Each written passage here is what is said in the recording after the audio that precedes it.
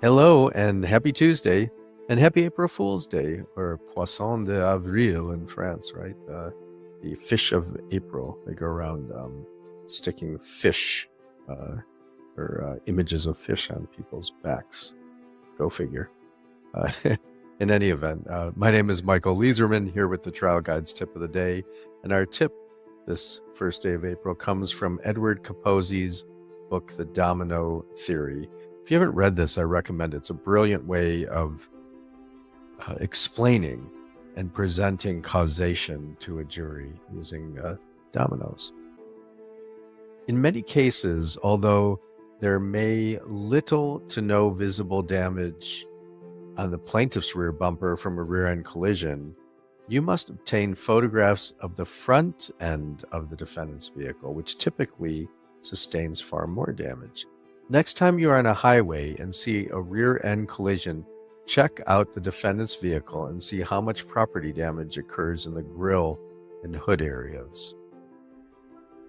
So yeah, look at the whole car, right? So if you're handling a case where there's little or no damage, and the defense is saying, see, the rear bumper, there's no damage, well, look at the front.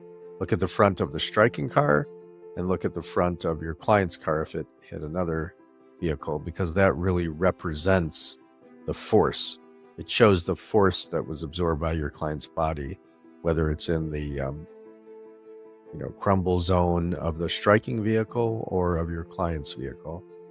And I'd also say that jurors understand these things.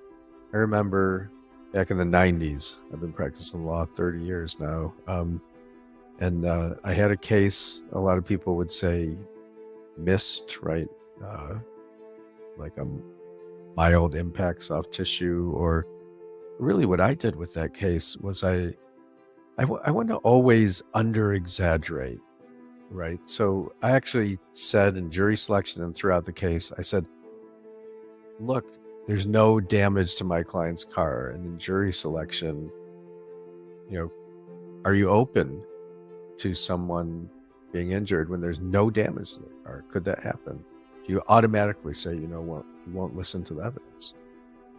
And throughout the trial, I kept saying that. Look, here's the photos. There's no damage to the vehicle.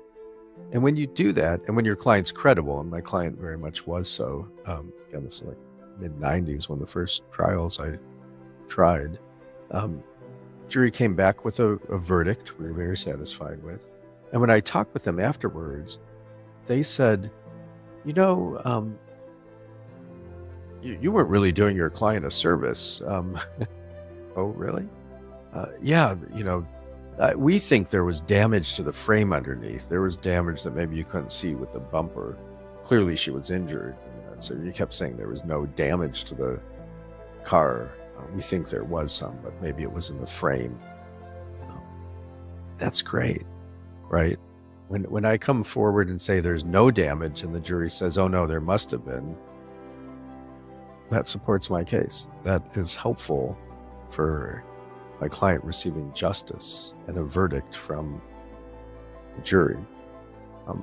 Now, if I'd come in and tried to do something different, tried to say this was a horrible collision, now I'm over-exaggerating, I'm exaggerating, and there's horrible consequences to my client from what is no damage or very little damage or no visible damage. Figure out how to say that, and don't be afraid to be truthful and to even under-exaggerate. I find it's very powerful at trial. Let's take a deep breath together and just be grateful to be alive this Tuesday. May the work that we do today help reduce suffering in the world. May it help reduce suffering in our lives. May we be kind to ourselves. May it help reduce suffering in our clients' lives and in everyone's lives. May we fiercely and compassionately advocate for our clients' causes. I'm going to ring a bell 3 times now. Let this take you to whatever place is sacred to you, a place of meditation, of prayer, or just let the sounds wash over you and remind you it's Tuesday. Go out, do good things, and have fun while you're doing it.